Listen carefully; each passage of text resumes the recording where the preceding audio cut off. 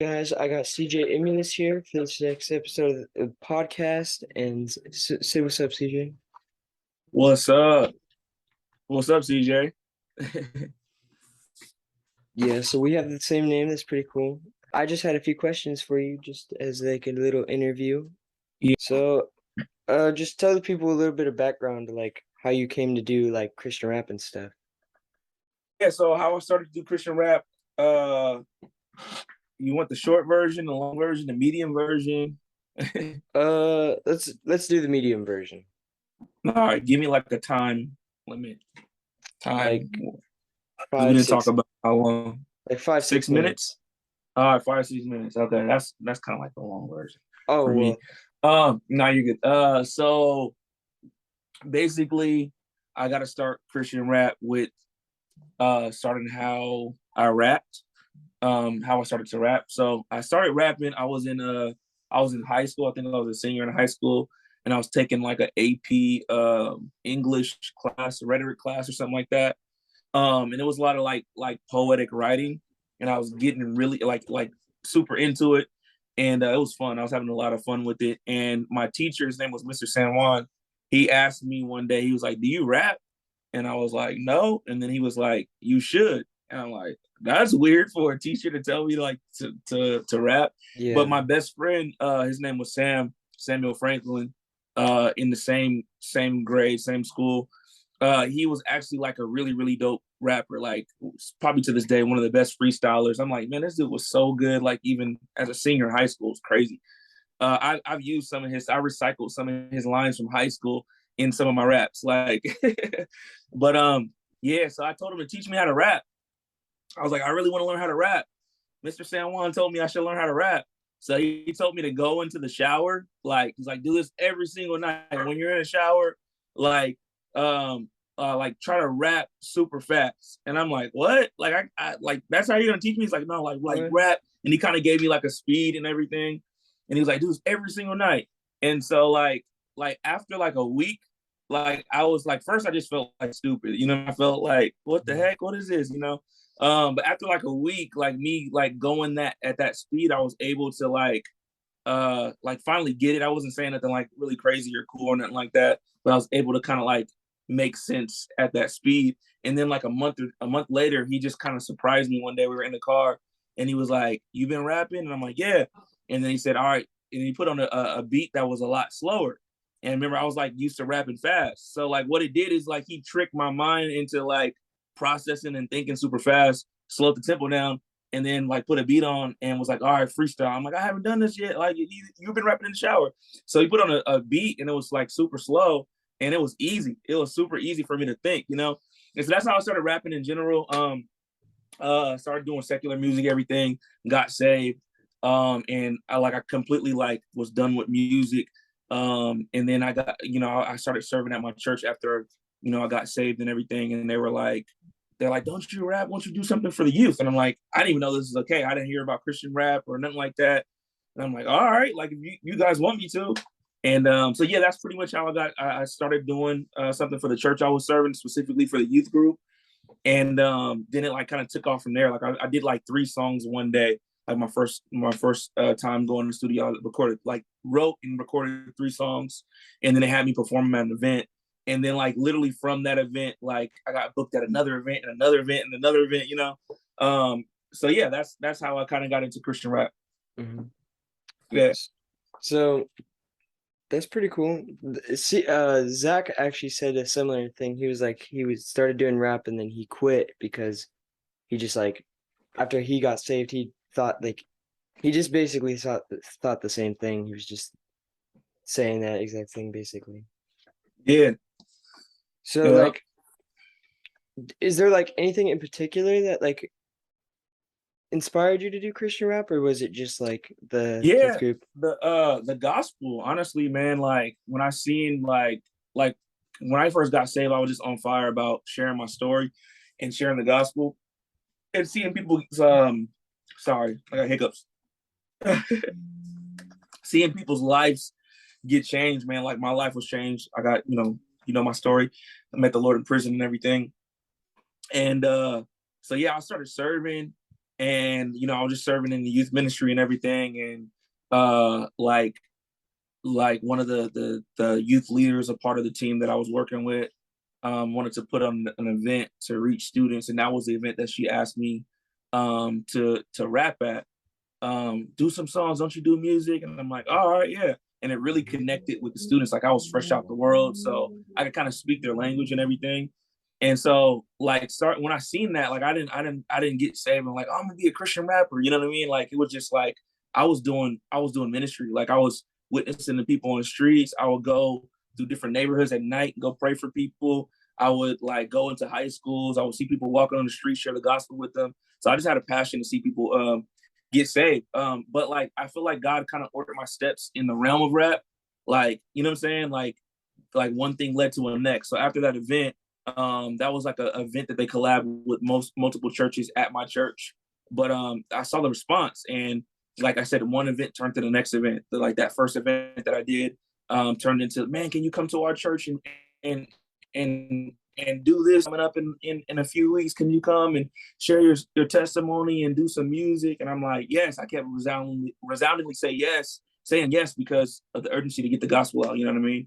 It wasn't about the music. I probably, out of all of the events I've done, maybe 1% of them was just come and rap. You know what I'm saying? And don't share your testimony and preach. So that's my answer to that. So you were a youth pastor, right? Because Zach was talking about it. He was like, you were Zach and Hannah's youth pastor? Mm-hmm. How long were you doing that for? 7. You said 7 years? Yeah, 7 years. That's a long But I time. was in youth ministry. Yeah, I was in youth ministry like for a long time. Like, cause like when I first got saved in 2007,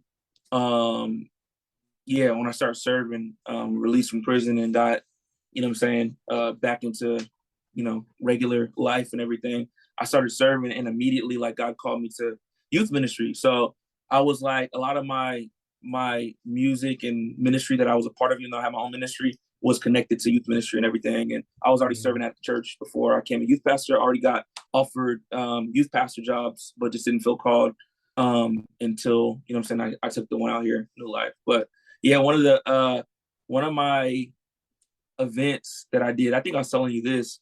I did an event when at EJ's church, Pastor EJ, when he was in junior high. When he was in junior high, like I think I was like one of the first like Christian rappers they brought in. But yeah. So where do you like place yourself like along like the amount of time you've been doing Christian rap? Do you think you're like higher up there in like the time you've been doing it, or like how long have you been doing it? I've been doing it. Yeah, I'm like not as long as like Lecrae or you know what I'm saying, any of them or that nature, you know what I'm saying. But I've been doing it for a while now, yeah. So I'll say Yeah. like mid, yeah, like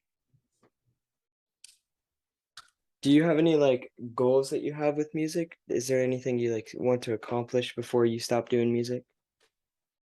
yeah, man. I only do music. Like I could care less about this, me personally, and this is like a battle that I have like with our team and everything because I'm so like kingdom minded and wired. Like I could care less about the streams and stuff like that. Like I don't focus on that, and then my team is like, well, you gotta focus on that because you know what I'm saying. Your Like you're team in the as in industry, like but I'm the Glow Collective?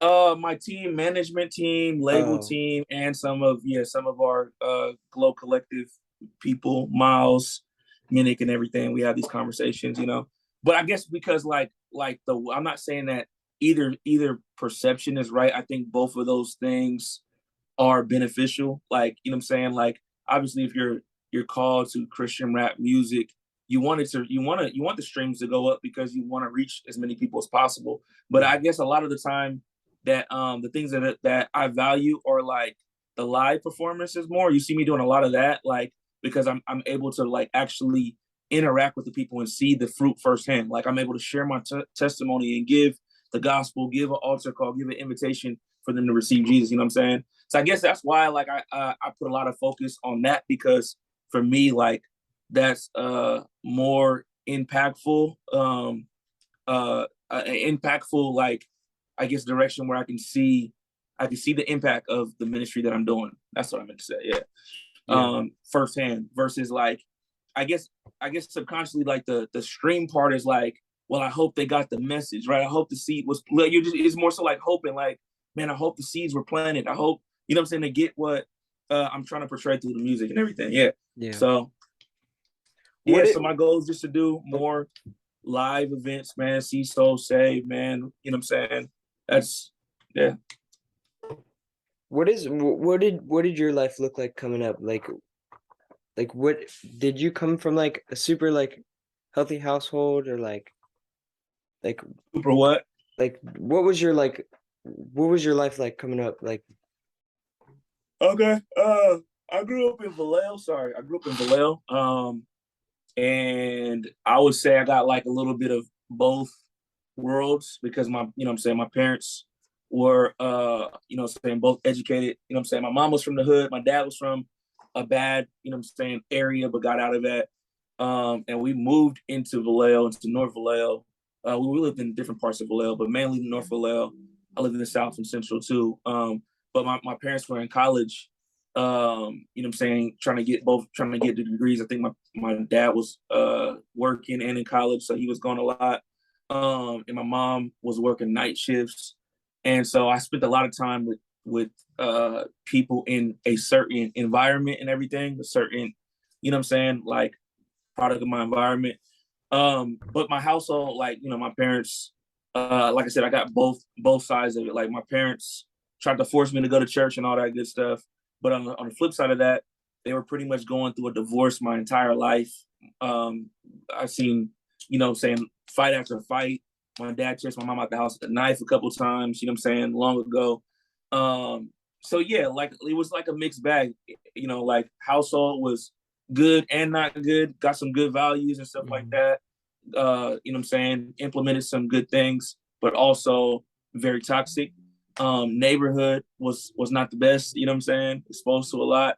Uh, but yeah, so that was like my upbringing. Out, you know, my outlet was pretty much basketball, you know what I'm saying, and trying to fit in and all that good stuff. And yeah, my perception of Christianity, which I say all the time to students, man, was not the biblical perspective of Christianity. It was pretty much like, all right, I grew up in this kind of neighborhood in this type of environment, but my parents forced me to go to church, right? So there's a lot of people in my life that I could look at and be like, I'm way better than them. You know what I'm saying? So like my perception of Christianity was just like, don't be the worst version of me, and God owes me the life that I want. You know what I mean? So I had friends like who were doing horrible stuff, and I was doing sinful stuff, but in my mind I was justified because I could be doing that. You know what I mean? Mhm. But I'm not. I'm not doing as bad as I could be doing. So God, like, you owe me the life I want. That was Christianity for me. You know what I'm saying, in a nutshell. And basically all I wanted from God was, you know what I'm saying, to make it to the NBA. You know, um, yeah. I see you hooping on Wednesdays, bro. I don't know if you would have made it to the NBA. Come on now, I was don't just lie to playing. the I was just people. playing. I was Don't just lie playing. to the people. Was there anything like big you had to come through to like become where you're at now? Like, was there like huge obstacles? I know you went to prison or whatever. I don't know. Yeah, that was. I think that was the main thing, man. Like really having an encounter with Christ and really like making that transition from religion to relationship, you know. And that happened for me through going through some very hard times, like going through seasons of being addicted to drugs, being an alcoholic, selling drugs, you know what I'm saying, like street life and all that good stuff, just searching for fulfillment, moving to Hawaii, like, you know, my story, but I'll share for the people, like moved to Hawaii as a, you know, late teenager, 18, 19 years old, something like that.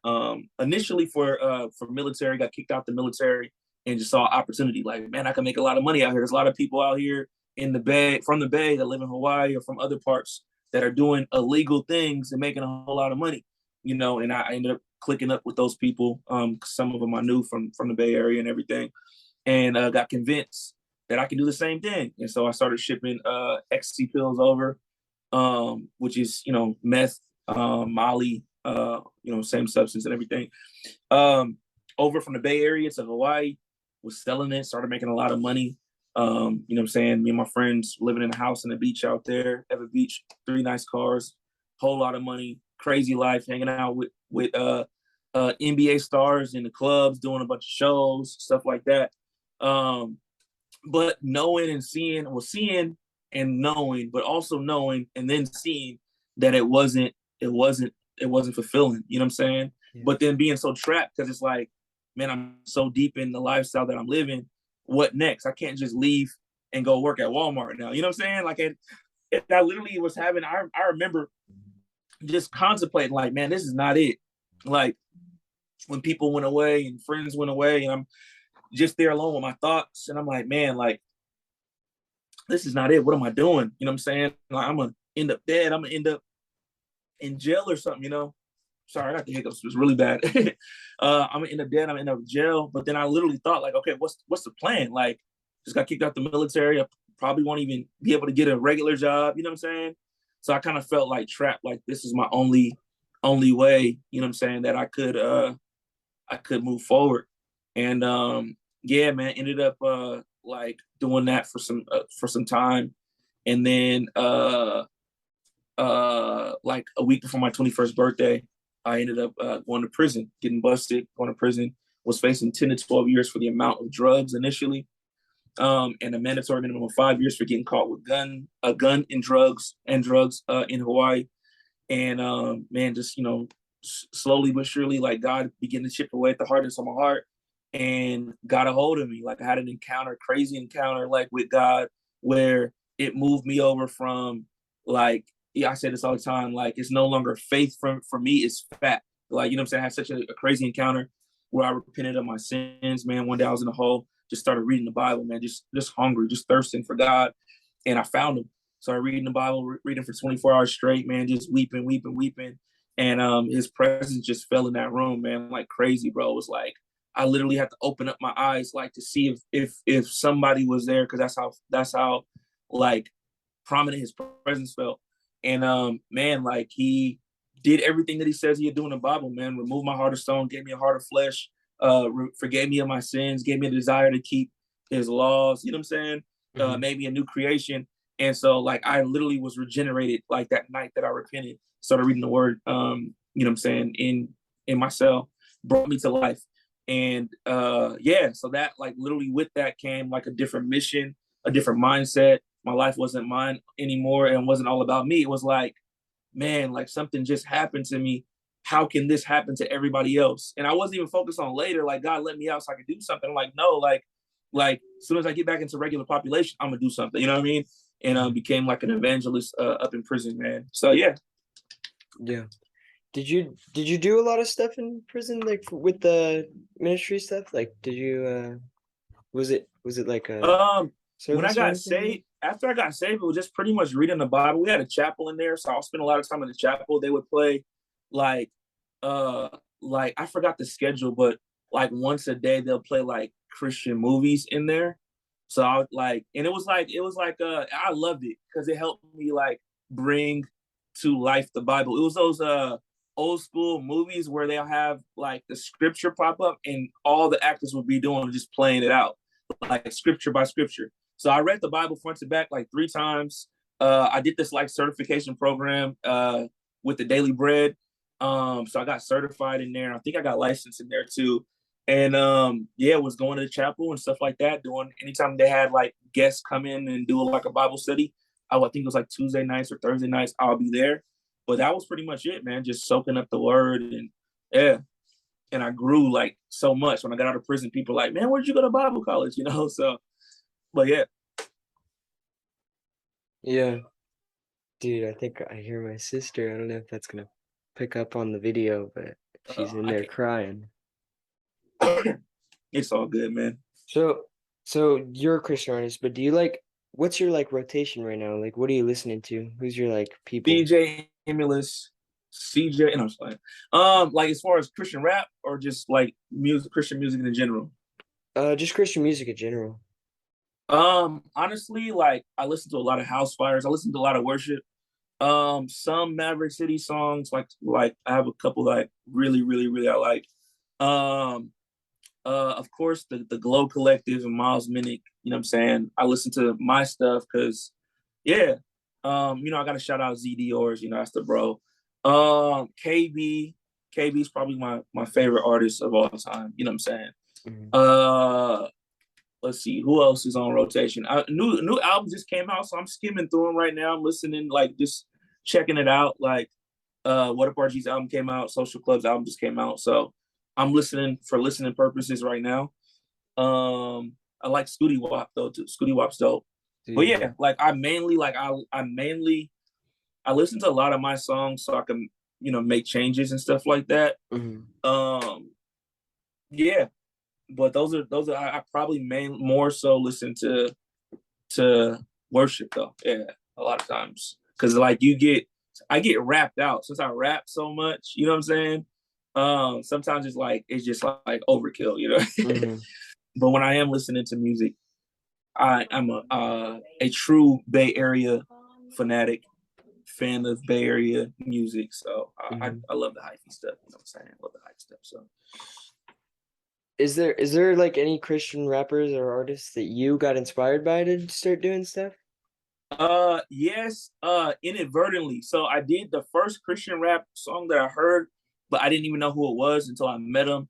And I didn't even know like it was like a career. I just heard like I thought it was like, oh, it's a poem, you know what I'm saying, on a song. It was like they did this like blend on so in when I was in prison, you know, like once you got a certain amount of money, you're able to like buy certain things if you weren't like getting in trouble. And I was able to buy this little like radio, like plastic radio. You can, you know what I'm saying, like walk around with it, listen to it.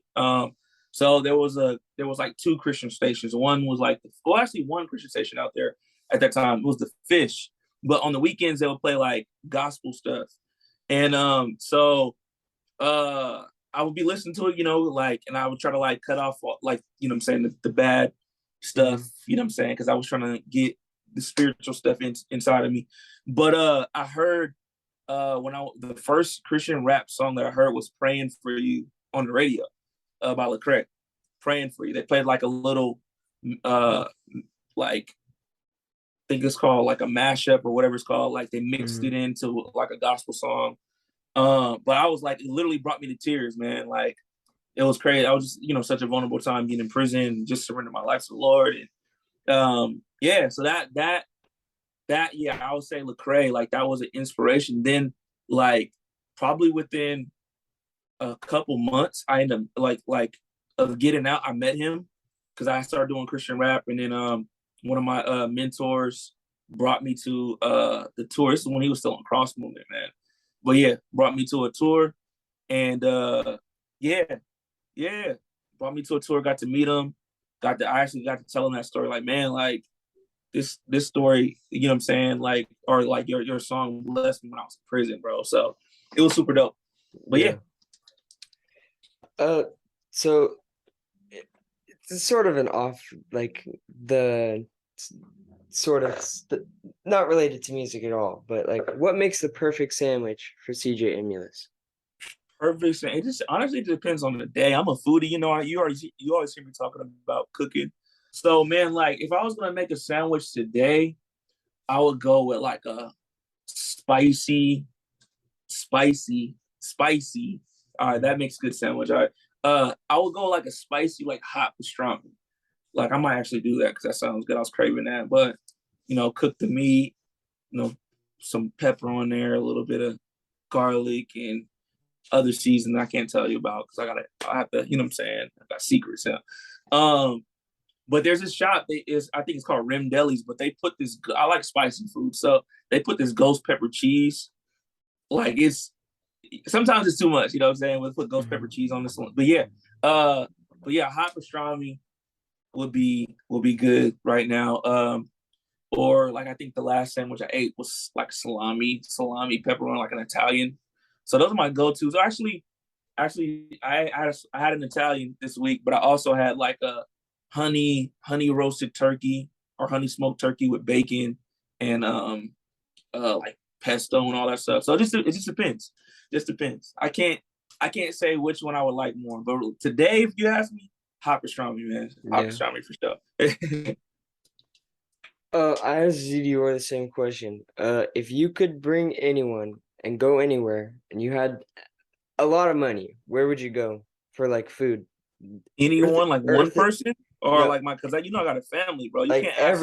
like Oh, everybody okay. you want to bring, and it's on the last day. Ever, Anyone. anyone. So I got unlimited money. Uh, not unlimited, but you have a lot. You have like I don't know Bill Gates, but like I don't know Obama make a bunch of money. I don't know someone rich. All right, Uh, you're rich. so bring my family anywhere, like any restaurant or like Anywhere, anywhere anywhere to eat, or just like to do anything. to eat, to eat.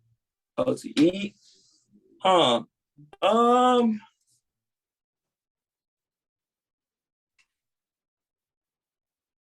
that's a good question. I definitely would take my family, and I would take them somewhere like exotic that we haven't been. You know what I'm saying? Like overseas somewhere, like Hmm. try something different. Like we're very adventurous. You know what I'm saying?